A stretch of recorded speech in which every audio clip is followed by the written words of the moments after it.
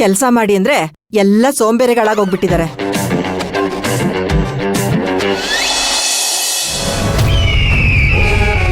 ರಜನಿ, ಅಮ್ಮ ರಜನಿ, ಏನ್ ಮಾಡ್ತಿದ್ಯಮ್ಮ?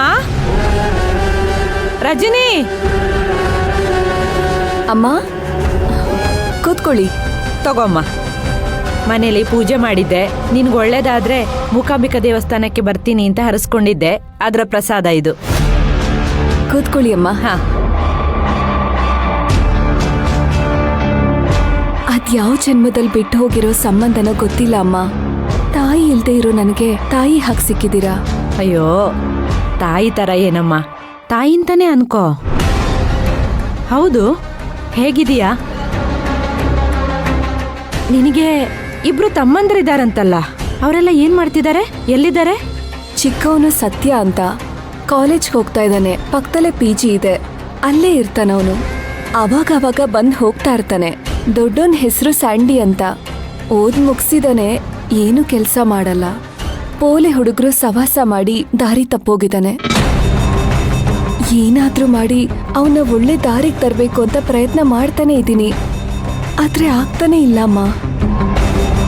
ಅಶೋಕಂಗೆ ಹೇಳಿ ನಮ್ಮ ಆಫೀಸಲ್ಲೇ ಒಂದು ಕೆಲಸ ಕೊಡಿಸ್ಬೋದಲ್ವಾ? ಕೆಲ್ಸಕ್ ಬರ್ಬೇಕಲ್ಲ. ನಾವ್ ಬುದ್ಧಿ ಹೇಳಿ ತಿದ್ದೋ ವಯಸ್ಸು ಮುಗ್ದೋಗಿದೆ. ಅವ್ರಿಗೆ ನಾನೇನ್ ಮಾಡ್ತಾ ಇದ್ದೀನಿ, ತಾನ್ ಮಾಡ್ತಿರೋದು ತಪ್ಪು ಅಂತ ಅವ್ರಿಗೆ ಅರಿವೇ ಆಗ್ತಿಲ್ಲ. ಆ ದೇವ್ರೆ ಅವನಿಗೆ ಬುದ್ಧಿ ಕೊಡ್ಬೇಕು. ಹೋಗ್ಲಿ, ನಿನಗೆ ಬರೋ ಸಂಬಳ ಸಾಕಾಗ್ತಾ ಇದೆಯಾ? ಮನೆ ನಡ್ಸೋಕೇನಾದ್ರೂ ಕಷ್ಟ ಆಗ್ತಿದ್ಯಾ? ಇಷ್ಟು ವರ್ಷದಿಂದ ಕೆಲಸ ಮಾಡ್ತಿದ್ಯಲ್ಲ, ಅಷ್ಟೋ ಇಷ್ಟೋ ಏನಾದ್ರೂ ಕೂಡಿಟ್ಟಿದ್ಯಾ? ಒಡವೆಗಳೇನಾದ್ರೂ ಮಾಡಿಸಿಟ್ಕೊಂಡಿದ್ಯಾ? ಸಣ್ಣ ಪುಟ್ಟ ಉಡ್ವೆಗಳೊಂದ್ ಬಿಟ್ರೆ ಸೇವಿಂಗ್ಸ್ ಅಂತ ಏನು ಮಾಡಿಲ್ಲ. ಬರೋ ಸಂಬಳ ಹೊಟ್ಟೆಗೂ ಬಟ್ಟೆಗೂ ಸಾಕಾಗತ್ತೆ. ಜೊತೆಗ್ ಮಗು ಎಜುಕೇಶನ್ ಬೇರೆ. ಕೆಲ್ಸಕ್ ಹೋದ್ರೆ ಬಾಡಿಗೆ ಊಟ ಎಲ್ಲ ನಡೆಯತ್ತೆ. 1 ತಿಂಗಳು ಕೆಲ್ಸ ಇಲ್ಲ ಅಂದ್ರೆ ತುಂಬಾ ಕಷ್ಟ ಆಗತ್ತೆ. ಎಷ್ಟು ದಿನ ಅಂತ ಹೀಗೆ ಒಬ್ಳೇ ಕಷ್ಟಪಡ್ತೀಯಮ್ಮ? ಬಳ್ಳಿ ಅಂದ್ಮೇಲೆ ಹರಡೋದಿಕ್ಕೆ ಮರ ಇರ್ಲೇಬೇಕು. ಹೆಣ್ಣು ಅಂದ್ಮೇಲೆ ಆಸರೆಗೆ ಒಂದು ಗಂಡು ದಿಕ್ಕು ಅಂತ ಬೇಕು. ನನಗೆ ಗೊತ್ತಮ್ಮ, ಒಂಟಿಯಾಗಿ ಯಾರ ಸಪೋರ್ಟು ಇಲ್ಲದೆ ಮಕ್ಕಳನ್ನ ಸಾಕೋದು ಎಷ್ಟು ಕಷ್ಟ ಅಂತ. ಚಿಕ್ಕ ವಯಸ್ಸಲ್ಲೇ ಗಂಡನ್ನ ಕಳ್ಕೊಳ್ಳೋದಕ್ಕಿಂತ ದೊಡ್ಡ ದುಃಖ ಯಾವುದೂ ಇಲ್ಲ. ನನ್ನ ಗಂಡ ನನ್ನನ್ನು ಬಿಟ್ಟು ಹೋದಾಗ ನನಗೆ 26 ವರ್ಷ. ಈಗಿನ ಹುಡುಗಿರು ಮದುವೆ ಆಗೋ ವಯಸ್ಸು. ಆವಾಗಲೇ ನನಗೆ 2 ಮಕ್ಕಳು. ಜೊತೆಗೆ ಅವ್ರ ಮೊದಲನೇ ಹೆಂಡತಿ ಮಗು ಅಶೋಕ್ ಬೇರೆ. ದುಡಿಮೆಗೋಸ್ಕರ ಚಿತ್ರಾನ್ನದ ಅಂಗಡಿ ಹಾಕ್ಕೊಂಡು ಮಕ್ಕಳನ್ನ ನಾನೊಬ್ಳೇ ಸಾಕ್ದೆ. ನಾವು ಸರಿಯಾಗಿದ್ರು ನಮ್ಮನ್ನ ನೋಡೋ ಗಂಡಸರ ದೃಷ್ಟಿ ಸರಿಯಾಗಿರಲ್ಲ. ದುರಂತ ಏನು ಅಂತಂದ್ರೆ ಹೆಂಗಸರೇ ನಮ್ಮ ಬಗ್ಗೆ ಕೆಟ್ಟದಾಗಿ ಮಾತಾಡ್ತಾರೆ. ಮಕ್ಕಳು ಕೈಗೆ ಸಿಗೋವರೆಗೂ ನಾನಂತೂ ಪಡಬಾರ್ದ ಕಷ್ಟಪಟ್ಟಿದ್ದೀನಮ್ಮ. ಅದಕ್ಕೆ ನಿನಗೆ ಹೇಳ್ತಿರೋದು, ಸುಮ್ಮನೆ ಅಶೋಕನ್ನ ಮದುವೆ ಆಗ್ಬಿಡು ಸಾಕು. ಒಂಟಿಯಾಗಿ ಇಷ್ಟು ವರ್ಷ ಕಷ್ಟಪಟ್ಟಿದ್ದು ಅದ್ ಹೇಗಮ್ಮ ಆಗತ್ತೆ? ಬೇರೆಯವ್ರ ಸೊತ್ತು ಅಲ್ವಾ? ತಾಳಿಗೆ ಅರ್ಥ ಬರೋದೇ ಗಂಡ ಹೆಂಡತಿ ಸಂತೋಷವಾಗಿದ್ದಾಗ. ಅದರಲ್ಲಿ ಒಬ್ರು ನೆಮ್ಮದಿಯಾಗಿಲ್ಲ ಅಂದ್ರೂ ಆ ಮದುವೆಗೆ ಬೆಲೆನೇ ಇರೋದಿಲ್ಲ. ಹೌದು, ನಿನಗೆ ಅಶೋಕ್ ಅಂದ್ರೆ ಇಷ್ಟ ಅಲ್ವಾ?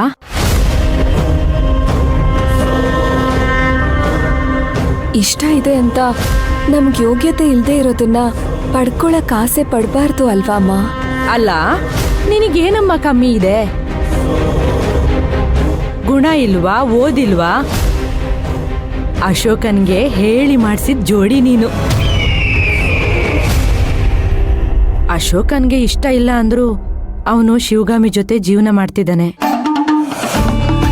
ಅವನಿಗೆ ಬಿಡುಗಡೆ ಕೊಡೋದಿಕ್ಕೆ ನಿನ್ನಿಂದ ಮಾತ್ರ ಸಾಧ್ಯ ಆಗೋದು. ಯೋಚನೆ ಮಾಡು. ನಾನು ಹೇಳ್ತಿರೋದು ನಿಮ್ಮಿಬ್ರ ಒಳ್ಳೇದಿಕ್ಕೆ. ಶಿವಗಾಮಿ ಅಶೋಕ್ಗೆ ತಕ್ಕ ಹೆಂಡತಿ ಅಲ್ಲ. ಅವಳ ಗಂಡನ್ನ ನೀನ್ ಪಡ್ಕೊಂಡ್ರೆ ಅದು ಮೋಸ ಅನ್ಸಲ್ಲ. ನನ್ನ ಆಸೆನ ನಾನು ಹೇಳಿದ್ದೀನಿ, ಇನ್ನು ನೀನೇ ನಿರ್ಧಾರ ಮಾಡು. ಸದ್ಯಕ್ಕೆ ನಿನ್ ಕೈಯಾರೆ ಒಂದ್ ಕಪ್ ಕಾಫಿ ಮಾಡ್ಕೊಟ್ಬಿಡು, ಕುಡ್ದ್ಬಿಟ್ಟು ಹೊರಡ್ತೀನಿ. ಸರಿ ಅಮ್ಮ, ಈಗ್ಲೇ ಮಾಡ್ಕೊಂಡ್ ಬರ್ತೀನಿ.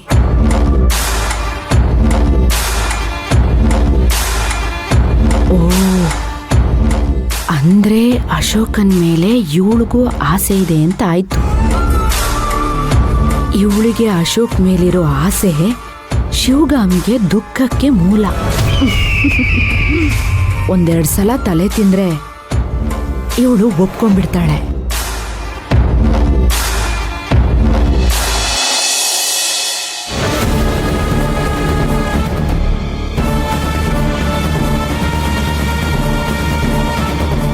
ಫಾಲ್ಗುಣಿ, ಯಾಕಮ್ಮ ನೀನ್ ಕೆಳಗ್ ಕೂತಿದ್ಯಾ? ಮೇಲ್ ಕೂತ್ಕೋ. ಅಯ್ಯೋ ಪಿಡಕ ಎಲ್ಲಿ ಕುತ್ಕೊಂಡ್ರೆ ಏನು? ಅಯ್ಯೋ ಆ ಮುದ್ಕಿ ಬರೋದು, ನಾವ್ ಮೇಲ್ ಕುತ್ಕೊಂಡಿರೋದು, ಎದ್ ನಿಂತ್ಕೊಂಡ್ ಸರ್ಕಸ್ ಮಾಡೋದು, ಇದೆಲ್ಲ ಯಾಕೆ ಬೇಕು ಬಿಡು. ಇವಾಗ ಏನಾದ್ರು ಬಂದ್ರೆ ಇಲ್ಲೇ ಕುತ್ಕೊಂಡು ಎಲ್ಲ ಕ್ಲೀನ್ ಮಾಡ್ತಾ ಇದ್ದೀನಿ ಅಂತ ಹೇಳಿದ್ರಾಯ್ತು. ಅಕ್ಕ ಅಂದ್ರು ಆ ಅಜ್ಜಿ ಬಾರಿ ಜೋರಿದ್ದಾಳಕ್ಕ.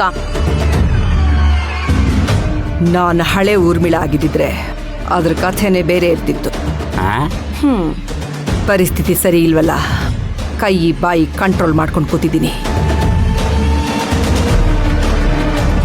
ವೈನಿಯವರ ಹಗಲೊತ್ನಾಗ ಅಜ್ಜಿ ಒಬ್ಬರೇ ಇರ್ತಾರ. ಅವಾಗ ಅವ್ರ ರೂಮಿಗೆ ಹೋಗಿ ಕುತ್ತಿಗೆನ ಕಚಕ್ಕಂತ ಹಿಚ್ಕಿ ಅವ್ರನ್ನ ಕೊಲೆ ಮಾಡಿ ಮನೆಯಾಗಿರೋ ಬಂಗಾರ ರೊಕ್ಕನೆಲ್ಲ ತಗೊಂಡು ಎಸ್ಕೇಪ್ ಆದ್ರೆ ಹೆಂಗ?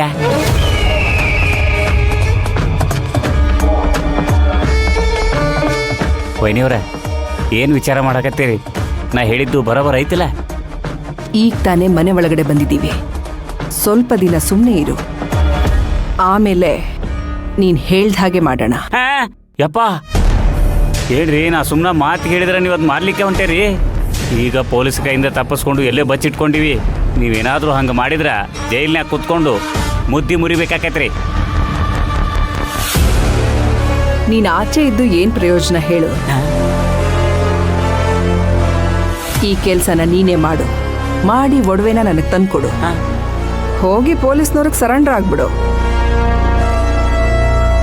ಆ ದುಡ್ಡು ಒಡವೆ ಇಟ್ಕೊಂಡು ಇಡೀ ಕೇಸ್ನ ನಾನ್ ಹ್ಯಾಂಡಲ್ ಮಾಡ್ತೀನಿ. ನೀವು ಹೇಳೋದು ನೋಡಿದ್ರ ನಾ ಕೊಲೆ ಮಾಡಲಿಲ್ಲ ಅಂದ್ರು ನೀವ ಮಾಡಿ ಅದನ್ನ ತಂದು ನನ್ನ ತಲೆ ಕಟ್ತೀರಿ ಅಂತ ಅನಿಸ್ತದ.